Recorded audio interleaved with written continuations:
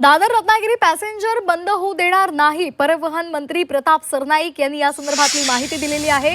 मनसेने आता आक्रमक पवित्रा घेतलेला आहे। त्यांनी आज रेल्वे प्रशासनाची भेट घेतली आहे, रेल्वे महाव्यवस्थापकांची भेट घेतलेली आहे आणि त्यांनी अल्टिमेटम दिलेला आहे आणि त्यानंतर आता परिवहन मंत्री प्रताप सरनाईक यांची सुद्धा माहिती समोर आली आहे। त्यांनी या संदर्भात प्रतिक्रिया दिलेली आहे। दादर रत्नागिरी पॅसेंजर बंद होऊ देणार नाही असं त्यांनी म्हटलंय।